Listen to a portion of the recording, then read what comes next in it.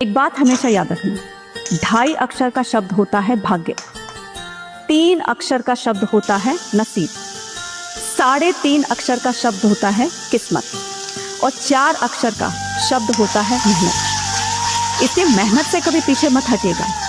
अगर आपकी किस्मत, आपका नसीब, प्रेम सब कुछ आपके साथ है और उसमें मेहनत का तड़का और लग जाए तो वाकई में जिंदगी बहुत खूबसूरत बन जाती है और आपको सफलता मिलने लगती है ना।